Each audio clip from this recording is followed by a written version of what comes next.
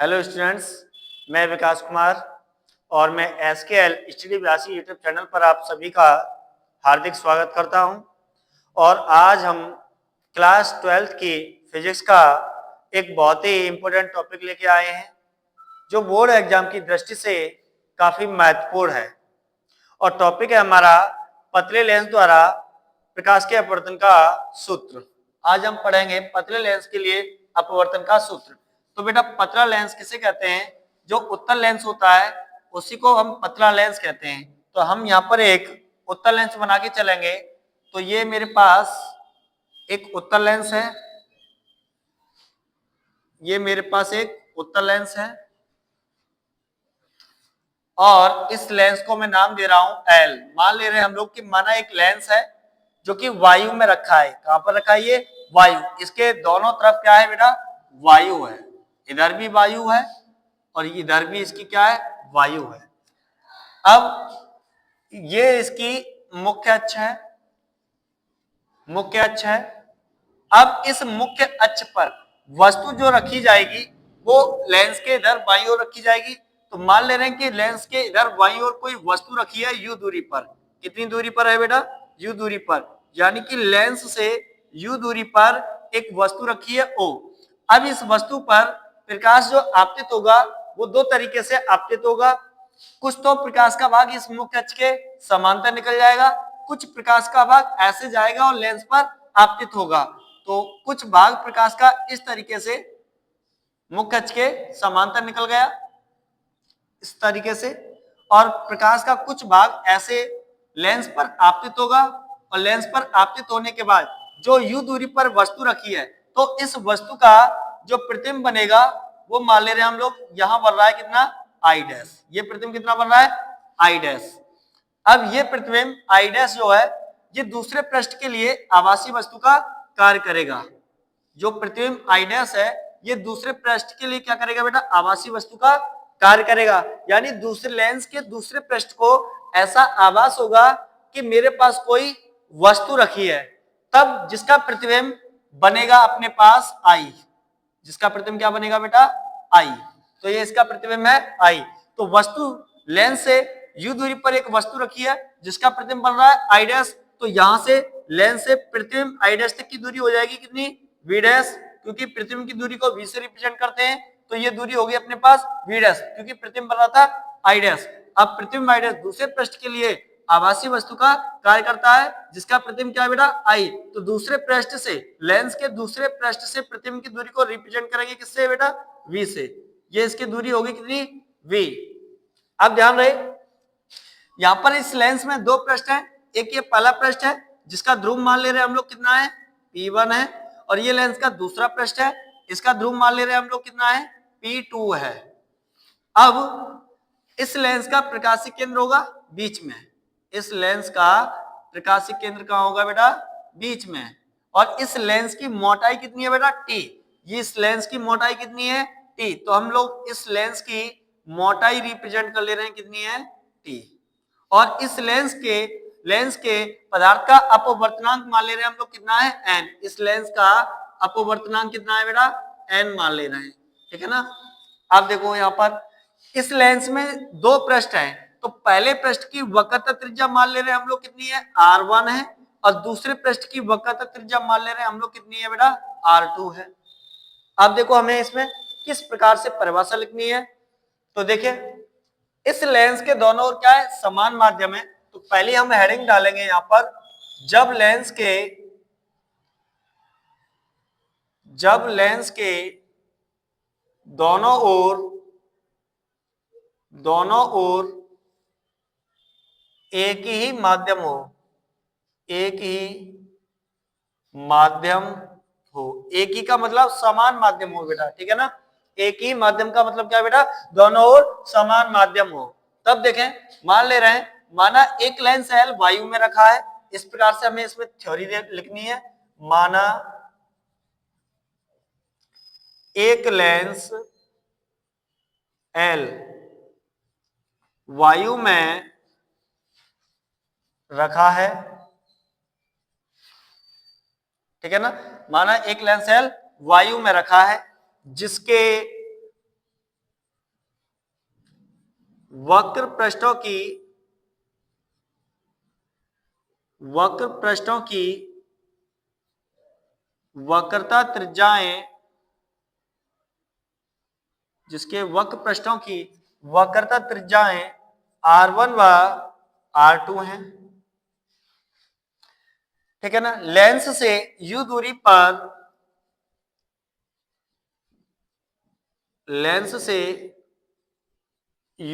पर एक वस्तु O रखी है, जिसका प्रतिबिंब I डैश,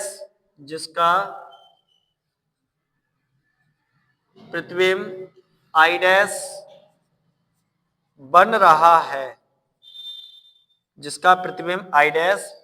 रहा है, तब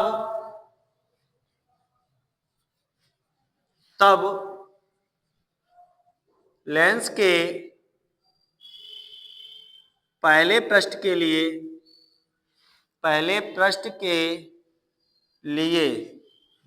अपवर्तन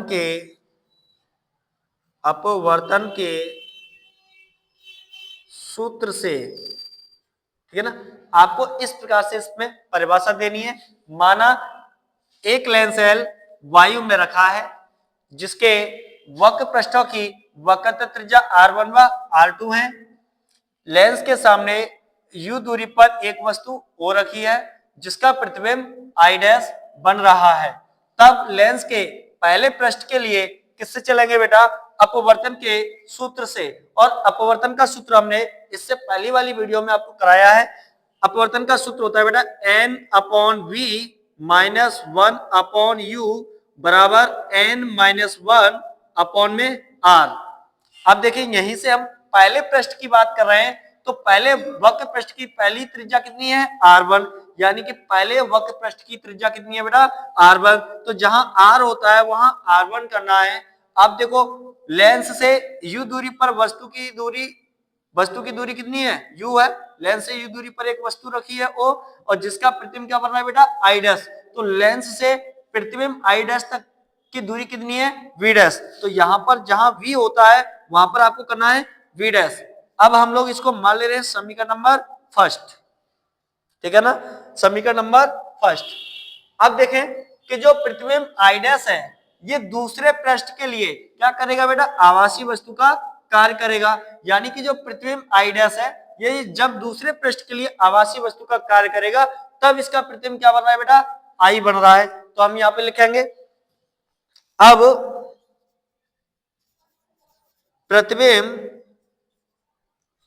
I डैश दूसरे पृष्ठ के लिए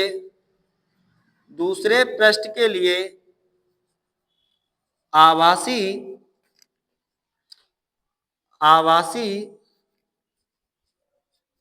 वस्तु का कार्य करता है, ठीक है ना। प्रतिबिंब I डैश दूसरे पृष्ठ के लिए आभासी वस्तु का कार्य करता है, तब जिसका प्रतिबिंब क्या बन रहा है? I dash. तब जिसका प्रतिबिंब I बन रहा है, ठीक है ना, तब लेंस के दूसरे पृष्ठ के लिए अपवर्तन के सूत्र से, ठीक है ना, जो प्रतिबिंब I डैश है वो दूसरे पृष्ठ के लिए आभासी वस्तु का कार्य कर रहा है, जिसका प्रतिबिंब I बन रहा है। यानी कि दूसरे पृष्ठ को ऐसा आभास होगा कि मेरे पास कोई वस्तु रखी है। तब हम दूसरे लेंस के दूसरे पृष्ठ के लिए भी अपवर्तन के सूत्र से चलेंगे, और अपवर्तन का सूत्र होता है बेटा N/V माइनस 1/U बराबर होता है N-1/R। अब इसमें हमें करेक्शन करना है चित्र के जरिए से। तो देखो यहाँ पर कि जो प्रतिबिंब I डैश है वो दूसरे पृष्ठ के लिए आभासी वस्तु का कार्य कर रहा है, यानी ये जब वस्तु का कार्य कर रहा है तो फिर दूसरे पृष्ठ के लिए वस्तु की दूरी तो ये रहेगी अपने पास v डैश, और यहाँ पर फॉर्मूले में u क्या है, वस्तु की दूरी, और जब प्रतिबिंब i डैश वस्तु का कार्य करेगा तो वस्तु की दूरी कितनी रहेगी, v डैश। तो जहां u होता है वहां कितना लगेगा, v डैश, जिसका प्रतिबिंब क्या बन रहा है बेटा, v। तो जहां पर v है प्रतिबिंब वहां पर तो सेम है, लेकिन अब की बार हमें n की जगह 1/n प्रयोग करना है। क्यों, हमें n की जगह 1/n इसलिए प्रयोग करना है बेटा कि पहले तो प्रकाश वायु से जा रहा था कांच में, यानी कि विरल माध्यम से सघन माध्यम में प्रवेश कर रहा था, अब की बार सघन से जा रहा है विरल में, इसलिए हमें यहाँ n की जगह प्रयोग करना है 1/n। n की जगह हमें क्या प्रयोग करना है बेटा, 1/n। तो देखो मैं नए स्टेप से करता हूं उस चीज को, n की जगह 1/n प्रयोग करना है, तो ये हो जाएगा इस n की जगह 1/n अपॉन में v माइनस 1/v डैश बराबर n की जगह प्रयोग करना है 1/n माइनस 1 अपॉन में, अब देखो पहले वक्र पृष्ठ की वक्रता त्रिज्या कितनी है बेटा, r2, तो ये आ जाएगा r2, ये वाली, अच्छा अच्छा, चलिए अब हमें n की जगह प्रयोग क्या करना है बेटा, 1/n। समझ गए होंगे क्यों करना है प्रयोग, क्योंकि पहले जो प्रकाश था वो विरल माध्यम से सघन में जा रहा था, अब की बार सघन से विरल में जा रहा है, तो इस n की जगह हमें प्रयोग करना है 1/n। तो ये अब अपने पास हो जाएगा 1/n अपॉन में कितना है v माइनस 1/v डैश बराबर कितना है n, n की जगह प्रयोग करना है हमें 1/n माइनस 1 अपॉन में r2, दूसरे वक्र पृष्ठ की वक्रता त्रिज्या। देखो यहाँ n की जगह जब 1/n हमने प्रयोग किया है तो मैं उस भाषा को लिखे दे रहा हूं, या n की जगह 1/n इसलिए लिया गया है कि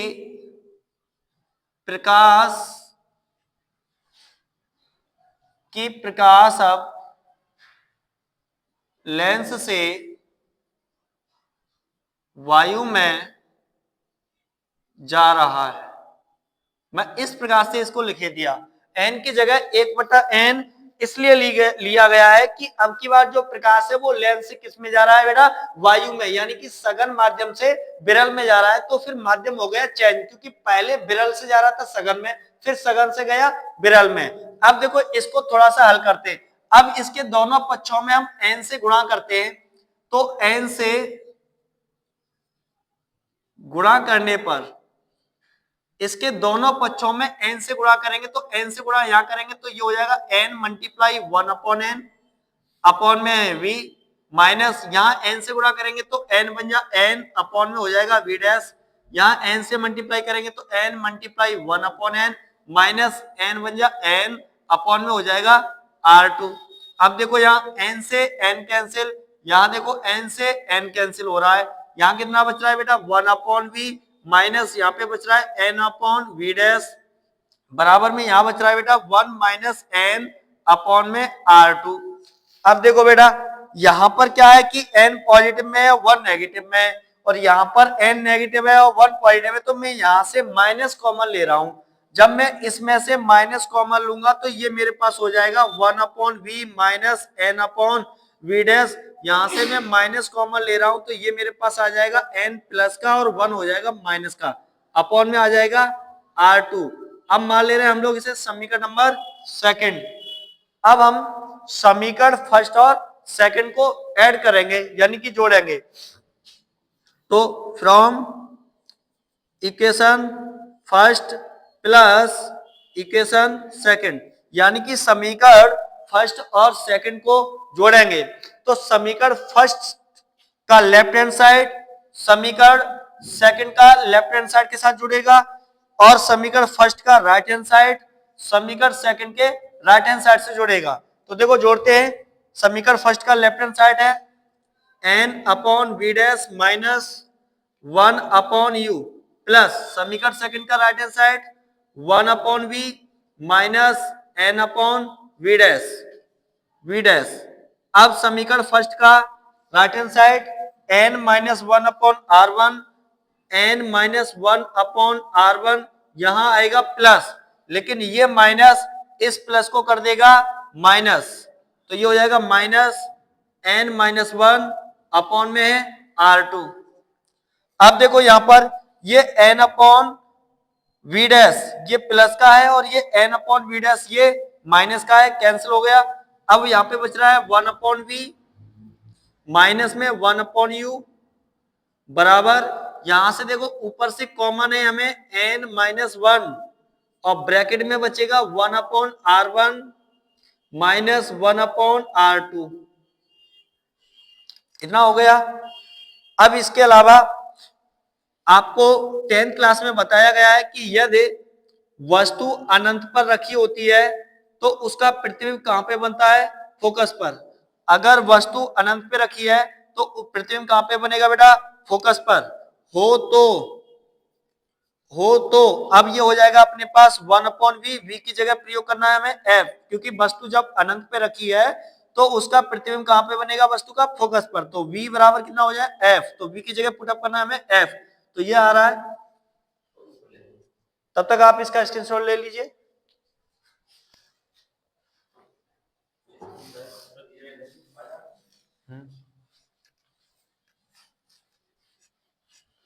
अब देखें आगे, जब वस्तु अनंत पर होगी तो उसका प्रतिबिंब कहां पे बनेगा बेटा, वस्तु का फोकस पर। अब देखें यहां v का मान कितना है f, तो वन अपॉन v की जगह पुटअप करना है f minus one upon u का मान कितना है इनफाइनाइट, तो यहाँ इनफाइनाइट बराबर में कितना है n माइनस वन और ये हो जाएगा one upon r one minus one upon r two. One upon infinite का मतलब नगण्य के बराबर, जीरो के बराबर, तो यहाँ पे बचेगा वन अपॉन एफ बराबर यहाँ एन माइनस वन और ये हो गया one upon r one minus one upon r two. तो यही है हमारा पतले लेंस के लिए अपवर्तन का सूत्र, जो कि बोर्ड एग्जाम की दृष्टि से काफी महत्वपूर्ण है। और ये बोर्ड एग्जाम में वन अपॉन एफ बराबर n minus one one upon r one minus one upon r two तक ही अक्सर कर पूछा जाता है। अगर यहां से हम लेंस सूत्र की बात करें तो हम यहां से लेंस सूत्र भी निकाल सकते हैं, और अगर हम लेंस सूत्र निकालेंगे यहां से तो हम इसको मान ले रहे हैं समीकरण नंबर थर्ड और यहां पर इसको मान ले रहे हैं हम लोग समीकरण नंबर फोर्थ। और जब समीकरण थर्ड व फोर्थ का कंपेयर कराएंगे तो इसका समीकरण फोर्थ का राइट हैंड साइड और समीकरण थर्ड का राइट हैंड साइड सेम है, तो इनके जो लेफ्ट हैंड साइड होंगे वो आपस में बराबर हो जाएंगे। तो यहां पर लिख रहे हैं equation third and equation fourth from, तो ठीक है, समीकरण थर्ड का और समीकरण फोर्थ का राइट हैंड साइड सेम है, तो लेफ्ट हैंड साइड हो जाएंगे इनके आपस में बराबर। तो वन अपॉन एफ बराबर one upon v minus one upon u, ये लेंस सूत्र हो गया। लेकिन आपको एग्जाम में ये अक्सर कर यहीं तक पूछने के लिए आएगा, जो कि बोर्ड एग्जाम की दृष्टि से ये टॉपिक काफी महत्वपूर्ण रहा है। Thank you.